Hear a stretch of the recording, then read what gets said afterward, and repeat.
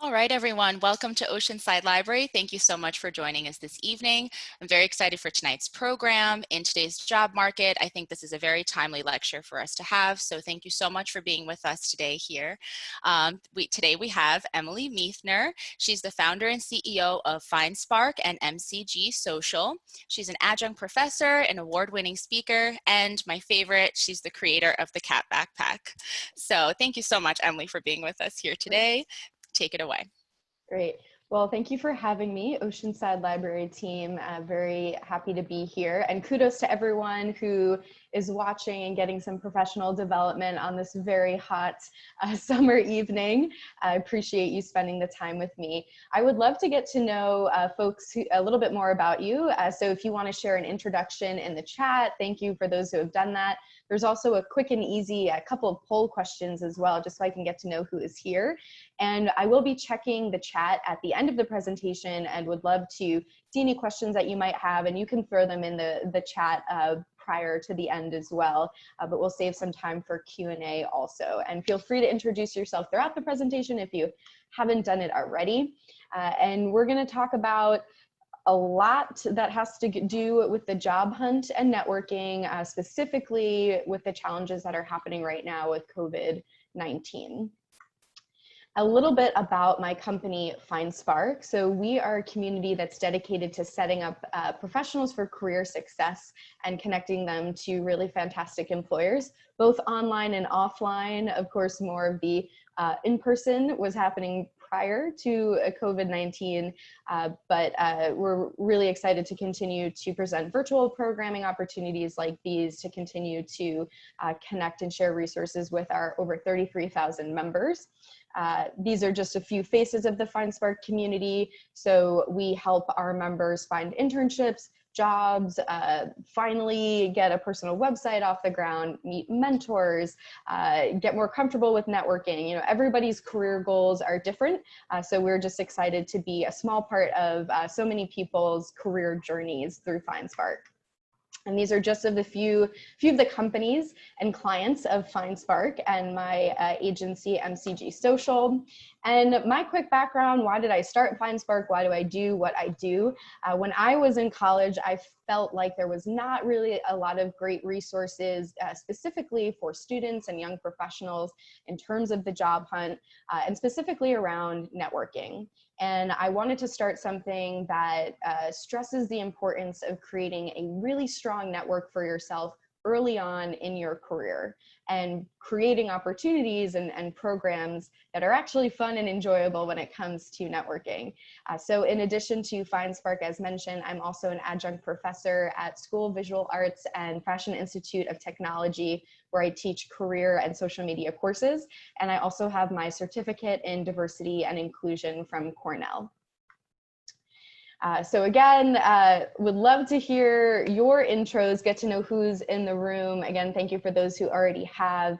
And one of the questions I asked is what social media platforms you're interested in using professionally for networking, because that's a big part of what we're going to talk about tonight, is how you can put yourself out there specifically in a mostly digital world currently and for a bit of the foreseeable future, especially I'm assuming a lot of you are based in New York. And I actually would love to know in the chat where everybody is based if you're comfortable sharing, assuming a lot of Oceanside and New York folks, but would love to hear where folks are tuning in from. All right, so job hunting and networking, big topics, but today's goal is to help break them down into small, actionable steps that you can take to move forward in your job hunt and in your career during this time.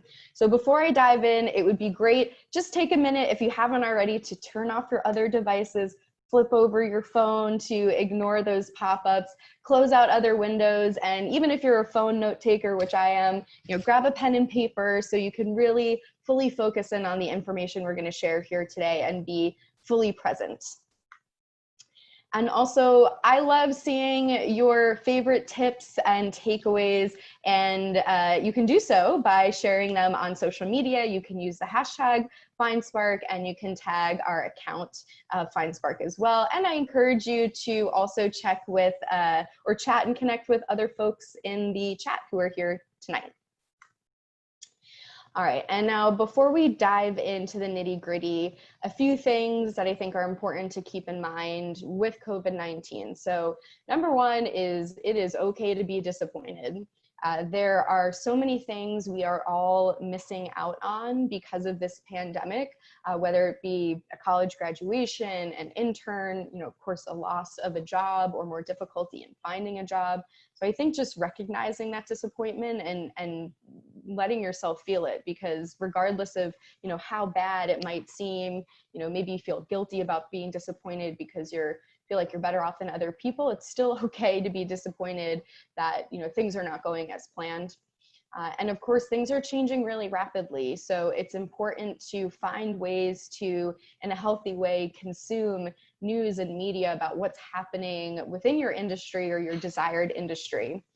Knowing that no one has all the answers when it comes to, what's going to happen with the job market and certain industries. Although, everything that's happening with COVID-19 is a bummer, a huge bummer, I do want to keep tonight's workshop optimistic and positive and fun. We will focus on the things that you can do within your control during this time, and we will all get through this. All right, so there is a lot you can do when you're job hunting, and I'm just curious, this is a little checklist here. If you want to participate in the chat, how many of you are doing some of these things, any of these things, or maybe there's some things that you want to do on this list? You can type in the chat, what letters of things that you're doing. So it's important to stay active when you are in between jobs and focus on things that are in your control that can help you become a better candidate. Employers and recruiters are going to be very understanding. We're all going through this pandemic together. So they recognize that a lot of people are unable to get jobs, or again, maybe internships were canceled and things like that, and that's okay. But it's important that they see, what were you doing within the time frame that you were out of work, and these are just a few things that you can do to keep your skills going and keep building your resume. And so the things that we're going to really focus on tonight are refreshing your online presence, informational interviews, and networking, and basically how you can present yourself in this new digital age in a way that will show employers and recruiters what you have to offer, and hopefully help bring some opportunities to you. It's also a great time when you're in between work or something didn't go as planned to think about and reflect on your path until that you got taken to get where you are today. It's very, very common that we are in such a go, go, go mindset with our careers and looking for new jobs that we don't take a moment to actually think about, what do I really want to do next? Or what have I enjoyed about my past roles or companies? So taking time to think about what working environments and cultures did you actually excel in? Did you enjoy? What types of goals and projects did you have? Were you able to reach them? Did you have the support you needed? Thinking about types of bosses that you worked well with, different types of personalities. So as you're interviewing for new jobs, you can really work to get a sense of how will you work within your future team. And then also types of roles, what within your job have you enjoyed, not enjoyed, and within your next step, how can you make sure that you are doing more of what you enjoyed and excel at and found challenging, and try to avoid doing things that made you feel deflated or that you just really weren't good at or didn't get a lot out of. And so the things that I want to emphasize that really apply to all aspects of your job hunt, your application, your online presence, and your networking. Do these things, within these things, are you reflecting your past, your present, and your future in the best way? And what do I mean by this? So you have to keep in mind that during the job hunt, you are in charge of your own story. You're in charge of shaping your experiences and your projects so that you are telling the story of how what you've done in the past is going to help you get to what you want to do in the future. And so you want to talk about goals that you have within your career. and putting this out there proactively to your network, making sure that you're sharing relevant experience and presenting it in a way where it's going to be appealing for that next role, right? So I'm curious if anybody here in the audience, and if you see me looking over here, it's because I have the chat on this side of my screen. So I'm curious if any of you are maybe trying to transition into new or different industries or roles, but transferable skills is a phrase that you might have heard before. It's very important to take the experience you've had in the past and make it really clear how it's going to be relevant to help you succeed in that next role. You also want to make sure it's easy for people to see your accomplishments and the results and the impact that you had at the jobs that you've had in the past. A lot of people can talk about their day-to-day. For instance, I see there's a photographer in the audience, so I assisted on photo shoots, I took care of equipment, I edited photos in Photoshop. Those are great things that probably a lot of other photographers have done, but can you talk about your impact? Can you talk about how you created a checklist for photo shoots that made things more efficient, or how you, were able to edit upwards of 500 photos, per day or something like that, but including results and impact and numbers, whether that's in your resume, whether you're talking about it in interviews or in your online presence, is really going to help you stand out, because a lot of people don't do that. And then talking about what makes you different. And this goes for your accomplishments in the roles that you've had, and it also goes for your personality, right? Giving yourself the opportunity to share with potential employers and your network the things that really interest you, both inside your industry and your role, and also outside of work. And social media and your online presence is a great way to do that. And I hear the question all the time, in some way, shape, or form: how do I stand out? How do I stand out online? How do I stand out when I'm submitting my application or when I'm interviewing? And really the answer to all variations of the question of how do you stand out is that you put yourself out there. And I mean that through networking and through your online presence, and through persistence, especially during COVID-19. This is not the time to have a mindset of, well, I'm not sure about reaching out to people because they might be busy. Yes, it's true that people might be busier now because of the pandemic. They have more responsibilities, say with their children and things like that. But that doesn't mean you should stop reaching out to people. And so you want to make sure you're persistent, continuing to build and grow your network, and putting yourself out there online also in a way that works for you. So I'm going to talk about a lot of different features and ways you can put yourself out there. And then it's up to you to try these different methods, try different platforms, and ultimately find systems and create habits, networking habits that will work for you and your personality type.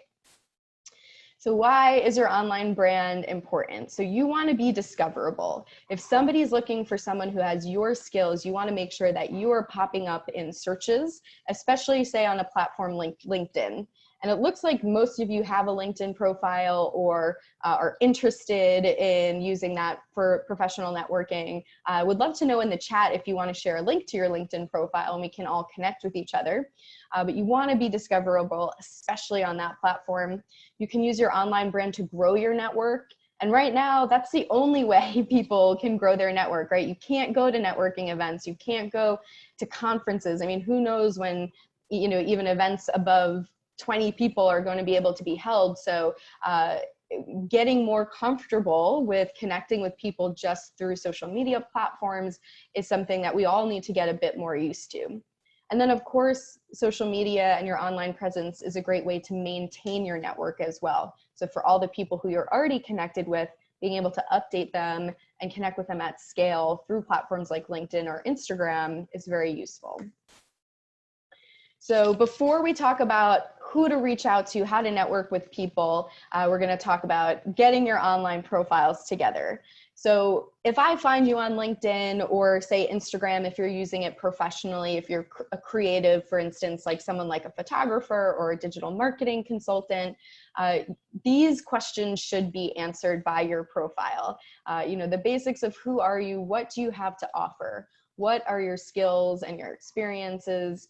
Why are you awesome? Now this goes back to the results, the impact, the numbers, things that are unique to you and how you had an impact. What can I learn about you from online, right? And what I can learn about you is just as important as what I'm not learning about you. And so I'm not just talking about keeping, personal stuff like Facebook type content and photos, off of your professional networks. But again, just because you had a certain job or experience doesn't mean you need to emphasize or even talk about it if that's not going to help you get to that next step. So for instance, we work with a lot of college students through FindSpark, and most people in their life have had some sort of retail or food service job, and that's a great bit of experience, and you can keep that on your LinkedIn and you can keep that on your resume until you get more experience that's relevant to what you want to do. And eventually that experience will likely come off of your profiles when you have more relevant experience, because recruiters only look at your resume and your online profiles for about 6 seconds, right? So you want to just give them the most relevant information. And then the other important thing is, how do I get in touch with you, right? Being able to easily see your email address in your LinkedIn bio or on your LinkedIn page, or even in your Instagram bio, especially for instance, if you're a photographer, right? Or a creative, or even a consultant, right? You can put your email address, type that right into your bio, so it's super easy for people to get in touch with you. And speaking of bios, your bios are your pitch, right? So what I'm seeing in that little spot, and each platform is a bit different in terms of how much space it gives you, but this is your chance to get creative and again, talk about your past, your present, and your future. So here are just a few examples from different platforms like Twitter, Instagram, and LinkedIn. It's great to get creative and not just have what your current job is, because they're going to find that out, eventually. And that's kind of an obvious, but what are some of your hobbies? What are some roles that you've done in the past? You can see here on the right, this person puts their work email directly in their Instagram bio. The person in the middle, they talk about where they used to work. They were a former intern at these 2 different places. They talk about specifically what they're interested within their industry. And the Camille on the left talks about personal interests like sports. And then the person on the bottom, they actually don't even in their LinkedIn headline have their current job, but they have more high level information about what they're all about. So thought leader, an educator, and they included actually a couple of hashtags. It's all about the students and transforming WE, which I'm not exactly sure what that stands for, but it's a good talking point if you were to connect with them. Now, one really important thing with LinkedIn is there is a space on LinkedIn where you can say behind the scenes so that only recruiters see that you are actively looking for roles. So this is a definite action item. Everyone should have a LinkedIn, and if you are looking for a new job, you should have this setting turned on. And LinkedIn will make it so that your current employer, if you are currently employed, doesn't see that you're seeking new opportunities, but other employer or recruiters can see that. So when they search for someone with your skills and you pop up, it will tell the recruiter that you're actively looking for new opportunities and what types of opportunities and in what locations. So you want to make it super easy for people to know you're open, and you can even within your LinkedIn headline, like this person does, also use that headline space to say seeking XYZ type of job in this type of industry, or searching for, open to next opportunity. This is really important. And if this is something you feel shy about saying that you are unemployed, just keep in mind that there are literally millions of other people who are unemployed, and it's not something you should be ashamed of, regardless of whether or not it happened because of COVID. And if you are actively looking, again, if you put that right in your headline, it's going to make it much easier for people to know you're available, which is a good thing. You can also use LinkedIn to stand apart and talk about things like your leadership skills. You want to make sure you complete your profile and put in things like language, accomplishments, certifications. These are things that will also help you stand out beyond just putting your job titles and a few bullet points in each. You can also talk about volunteer work, and volunteering is a great way to stay active when you're unemployed, and especially now during COVID-19 when there's so many needs out there. There's so many different ways you can potentially volunteer, whether you're doing it digitally or you're doing it locally in your community. That is an excellent thing to talk about within your LinkedIn or your other social media channels like your Twitter or Instagram, posting about these volunteer experiences. And now is also a good time to think about projects, personal projects, or collaborating with other people within your network to bring something new to life. When you're unemployed, it's a great way to build skills. So for instance, this person is in sales at Disney, and on their LinkedIn, they talk about a benefit concert that they produced after Hurricane Sandy hit Long Island, and New York, hit New York, which I'm sure if you're from the area, you all remember. I know I do. So they talk about this benefit concert that they helped produce, that they raised over $5,000, 100 pounds of non-perishable food. I mean, that's a great thing to talk about, when and if an employer says, what were you doing during this gap in your resume? So don't be afraid to put personal projects and things like this on your LinkedIn and even on your resume, especially if they're related to what you want to do next, right? It's incredibly important. So, I keep picking on my photographer friend. Maybe you go down to an animal shelter and you volunteer to take photos of cats and dogs that need to get adopted, so you help them get adopted more quickly by taking photos and letting the shelters use those photos. I mean, what a great way to build your skills in your downtime. And that's something you absolutely include on your resume and in your portfolio and that sort of thing. And also thinking about just what are you proud of most from your past experiences or these projects, independent things you're working on now. You can use a platform like Twitter, which I'm a big fan of Twitter. It's really great if you're not into, say, long form writing. I know it's very overwhelming to a lot of people, but you can use it as a way to follow relevant industry news and thought leaders and really stay abreast to what's going on within your industry.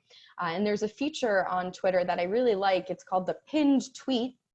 And you can see here, this person's pinned tweet, they talk about a project that was nominated by GLAAD. This is an LGBTQ individual. So this is a project they're really proud of. They've tagged other people in the post. And a pinned tweet is what it sounds like. It's going to be pinned to the top of your profile. So when people look at your profile, this person's pinned tweet is from January, right? So it always stays there at the top. So that's a good feature to take advantage of. And again, starting some sort of side project or business is absolutely something that you can put on your LinkedIn in that experience section, whether it's, starting a consulting firm that has to do with your skills, like if you're a freelance photographer or freelance marketing consultant, or if you, let's see, this person is a account manager, but they founded a craft beer turned craft soda business on the side for a few years in Astoria, which is actually where I live. So these types of projects, again, they're very interesting to talk about during interviews, and having side projects really shows that you're a very proactive person. And now once you get your bio and your LinkedIn profile, filled out, thinking about creating content to connect with people in your network, to stay on their radar, right? Because every time you post, that's an opportunity to come up in someone's feed. It can be very overwhelming to think about what to post, but here are a few things to keep in mind. What can you post that's helpful? So when you find something helpful in your industry, like a resource or an article, that's usually a good thing to share. If you're already reading blogs and industry news, sharing those articles that you read anyway. Giving people shout outs is one of my favorite things to post. So shouting out other colleagues, shouting out the work of other people you like and tagging them in those posts. And then of course, posting updates about your experience and things that you're working on. So here's an example of somebody who posted once they landed a new internship, and they put together a really nice post on LinkedIn thanking all the people who were involved in their process. If you're on LinkedIn now, and you might have noticed there's a lot of people writing posts like this for when they lose their job. You know, they're openly talking about, you know, I want to share with my network that due to COVID, you know, my position's been eliminated, or however you want to phrase it. There's a lot of example posts out there, but they talk about how much they love their job and how great it was working with the people on their team as a sort of goodbye, thank you post. So these sort of things are very common right now. And again, I don't think there should be any sort of shame in doing so. It's something to think about, to let your network know what's going on with you. Also, if you're in a more creative field especially, but really in every field, there are people using Twitter to talk about the industry and network with each other. I like to describe Twitter as a 24/7 conference, networking conference. And so for instance, there is a thing on Twitter within the animation world called Portfolio Day. I don't know who started it and when, but I believe it's the third Tuesday of the month, everybody posts with the hashtag Portfolio Day, and they post some of their best work. And the community uses this as an opportunity to share new work and find other people's work. And recruiters, you know, within this industry, I'm sure, are looking at this hashtag. So you can go on these platforms and see, what are other people in my industry doing and talking about? What hashtags are they using? And take part in those conversations. This is a great example of someone who is posting a little ironically about how she's uncomfortable posting on social media. She's a recent grad. She just graduated this year. She's a member of the FindSpark community. And this is a LinkedIn post that is linking to an article she wrote using a platform called Medium. And in this LinkedIn post, she's actually saying how doing this sort of personal posting about themselves, you know, makes them a little uncomfortable, but they realize that it's, you know, necessary to get their work out there, you know, connect with their network. And so, you know, she's acknowledging that she's a bit uncomfortable doing it, but she's doing it anyway. And I think that's really powerful. And it's, yeah, again, just a good example of using these platforms to be a little vulnerable about the type of person you are, but encouraging, I encourage you to think about ways you can step outside your comfort zone to network and put yourself out there. Instagram stories is a really great feature to use professionally. So for instance, at a virtual event like this, you could write down some tweets, some Instagram stories about your favorite tips, like this person did. So this is someone who attended a FindSpark virtual workshop, and on the right, this story highlight, or the story is an example of posts that she was creating from the virtual event, sharing the tips. And then she was tagging me and my company, which means I saw it. So it was a great way to network with me. Also here on the left, she used her story highlights to shout out her colleagues, her fellow students, and highlight their work. Again, I love the idea of using your network and your platforms to give kudos and shout outs and tag other people. And someone just asked a question about, is Instagram a good platform for networking as a jeweler other than, or are there other platforms besides Instagram? I do think Instagram is really great for jewelers. Other creative platforms for people in more creative industries would be something like Pinterest is a platform that a lot of people are not only browsing for creative inspiration, but a lot of people do use Pinterest to shop. So that's a really good option for that as well. And I included the platform TikTok in my poll there, which is probably not going to be relevant to most people. But for instance, if anybody in the chat happens to be interested in the music industry or the media industry, TikTok is incredibly important. So it might not be a platform where you're posting professionally to network so much, but at least having an account and following people and seeing what brands are doing, sometimes, again, depending on your industry, it is really important to be on newer platforms like TikTok, at least to watch and listen. Now is also a really great time to build yourself a personal website. And I'm curious if anybody in the audience has a personal website already. Personal websites are not just for creative people. It's a really great opportunity to have a home that you control, where you get to tell your story in exactly your way. You get to highlight the experience you want to talk about. You get to post about what is important to you, or include what's important to you. And even if that's a simple landing page with a summary and then a contact page where they can email you, get your email, submit a contact form, just that sort of basic site, again, is a great way to stand out amongst competition, but it's another way to show off your portfolio. And there are lots of great free or very inexpensive tools for building personal websites like Wix.com and Squarespace and Weebly, and there's a lot out there. So just finding one that seems intuitive to you, I think it's a great investment for anybody to have a personal website. And if you're someone who's trying to really take their online presence and their application materials to the next level, think about creating a consistent brand. And if you are more creative, sometimes people actually create a little logo for themselves.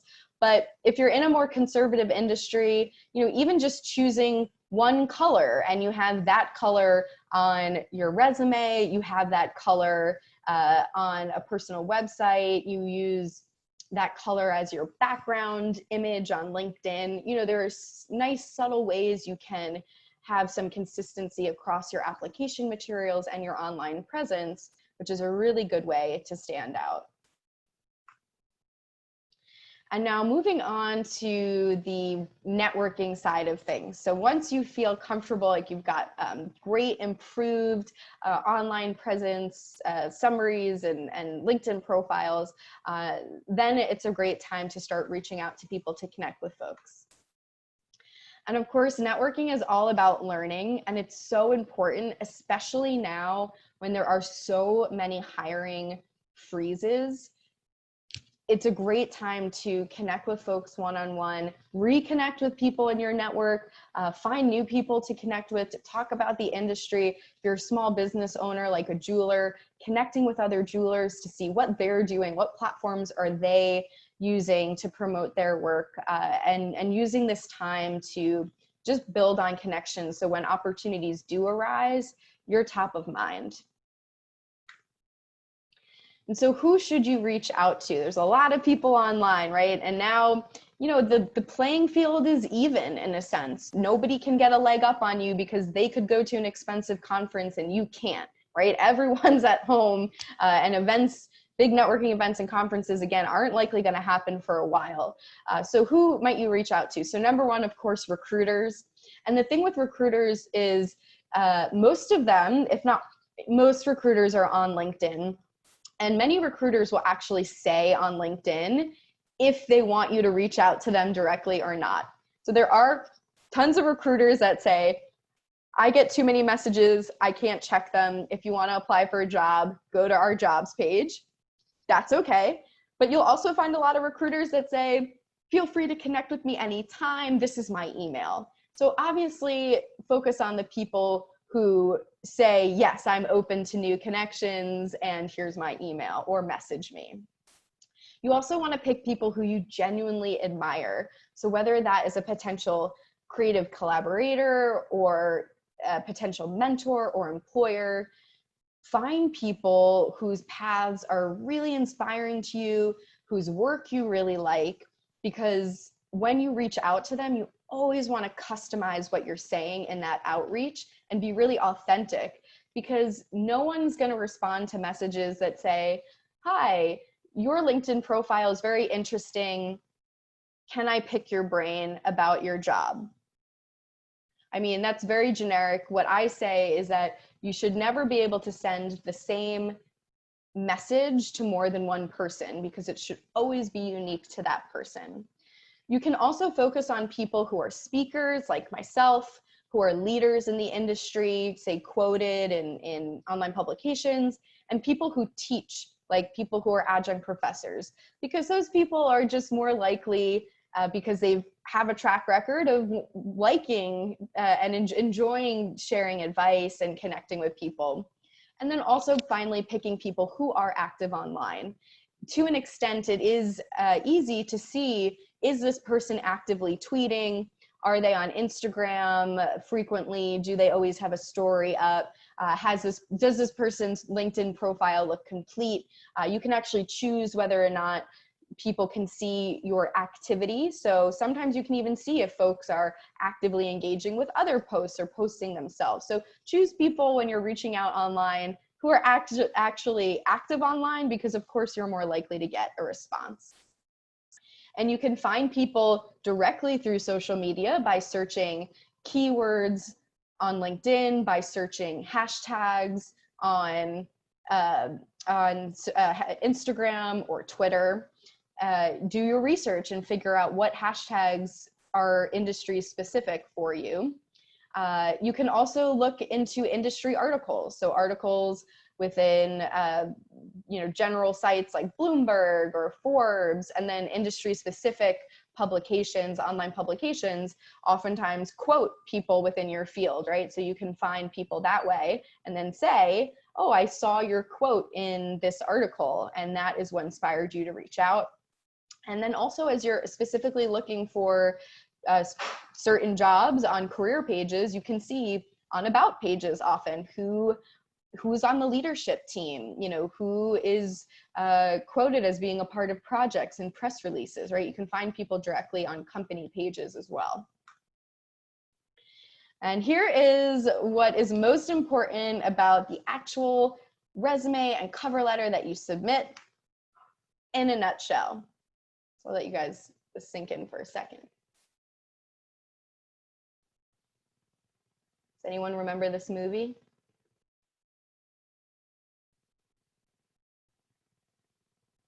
Anyone? It's a big movie when it came out. Oh yes, I was gonna say I can't remember the name. This was from Bird Box. No, not Eyes Wide Shut. This is from Bird Box. It was a Sandra Bullock Netflix runaway hit. So the point here of this meme is it is really important that you customize your application materials for every single job.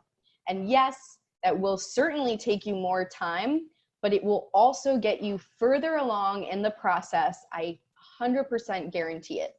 It is the best strategy to spend more time on fewer applications, because when you put in that time and research to really customize how you're talking about your past skills, using the cover letter to really talk about why you're going to be great for that company and that job, you will 100% stand out. And we did get a relevant question. So there are a lot of company career pages that have an open application that says something like, "We're always on the hunt for great talent," and they let you submit your resume and cover letter to a general opening. This is definitely a great thing to do during COVID, when you know that there's hiring freezes, because people want to build their pipeline and know who's interested. So when they are able to hire again, they're working from people who have already shown interest in some way, whether through networking or through submitting to their general application online. When it comes to a cover letter for a non-specific role, you still want to get specific and do your research. So I think the person who asked this question is in PR, in public relations. So if you're submitting to a public relations firm. So for instance, there's a great PR firm. I know the founders. It's called Small Girls PR. It's a co-owned, women-owned business, and they specialize in doing very non-traditional PR, crazy kind of weird stunts, and focus a lot on digital and influencers, and they work with a lot of tech companies and startups.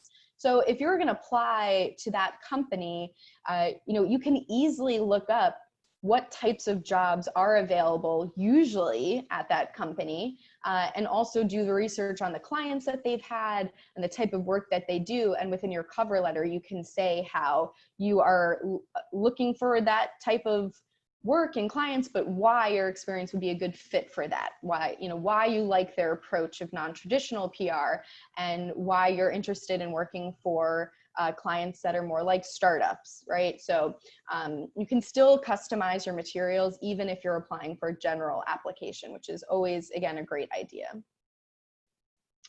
And then as you're connecting with people through informational interviews, or maybe you attend a workshop like this, always send thank you messages, right? There are so many virtual events happening right now because, again, it's the only way people can connect. So I encourage you to look for virtual events, industry-related events. You can find industry-related Facebook groups or LinkedIn groups, again, by following people on social media within the industry, thought leaders or your colleagues. You'll hear about different types of virtual events. And for instance, you can connect with other people who are at the event, but you can also connect with the speakers and send thank you notes like this, right? Send thank you notes when you don't get the job, even after interviews, because it's just something, it's always a great habit to send messages like this, and because it'll always be in people's inbox, even if they don't reply to you. And persistence, again, is very important always, and even more important during COVID-19. I do want to emphasize that patience is also more important than ever during COVID-19, because so many businesses are dealing with unknowns and uncertainties. So you want to have realistic expectations about people getting back to you, and give people grace in getting back to you, whether that's informal outreach to potential informational interviews or official job applications. But this is a general strategy that I like to share, that you could expand the timeline a little bit beyond this because of COVID-19. And you can also ask people during interviews, for instance, when would be a good time to follow up, or where are you within the application process, so you know where you stand and you have a good sense of a timeline. And here are a few really great tips on how to stay in touch with recruiters and also just folks in your network, very specific action-oriented tips. If you're not following FindSpark on Instagram, this is the type of stuff that we post. I highly recommend you give us a follow, and it will make me happy. It's a way to say thank you. I'll check the notifications after this event. So here are just, again, a few ways that you can stay in touch with recruiters after the application process, whether or not you land the job. And emphasizing just a few final things, because of COVID-19, it's more important than ever to be empathetic, to realize that many people, especially in New York, that the place that COVID has affected the most, everyone's dealing with a lot. And so I hope personally that one of the lasting benefits, positive effects of everything we've been through is that people retain the empathy that everyone has now, I think more so than ever, whether it's employers having flexible policies around hours and vacation, and that sort of thing. Everyone needs to be very empathetic. It's also a great time to get creative.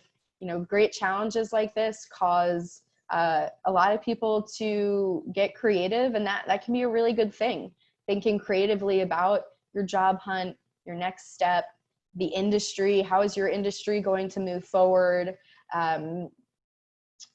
It's a great time to be innovative and think outside of the box. It's also a time where we all have to be more resilient. Job hunting sucks, and for some people, you might feel like you have a lot of pressure on you because of obvious finances, family to support, loans and debt, all that good stuff. So also just being kind to yourself, because we all have to be very resilient through this. And also being flexible with your goals, being flexible with, changing potentially the path that you thought you were on, and knowing that you can still get to that ultimate goal, but the path just might be a little curvier than expected.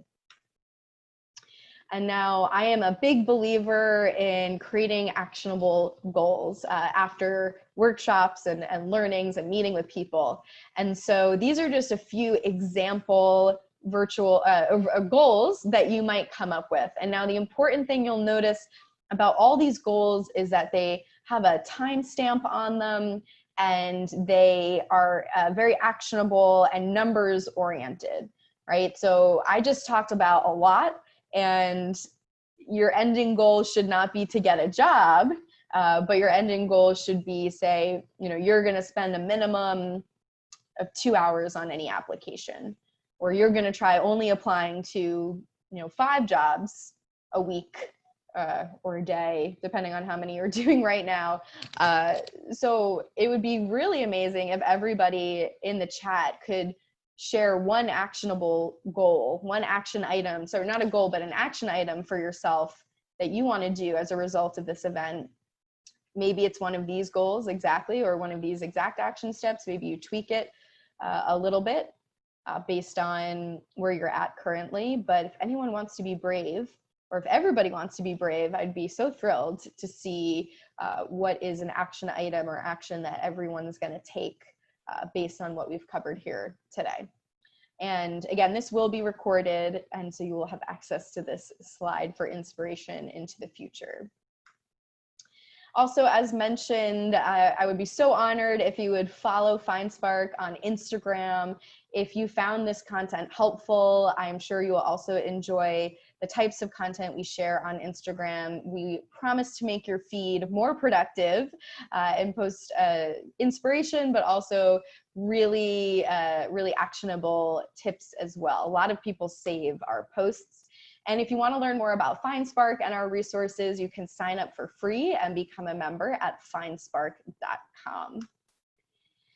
And as a final note, I want to encourage you all to be strategic about your job hunt and networking, but also leave a little room for magic and flexibility as well. And you've got this. If you follow these steps and keep taking actions, and also keep connecting with your community, keep building your network, stay in touch with your network. It's so important to have a support system during these times that are so tough. Invest in your relationships, and that will help you immensely. So with that, I want to take questions, save time for questions. And again, would love to hear what some folks' next steps are in the chat as well. All right, I'm just going to end the recording here. Hold on one sec.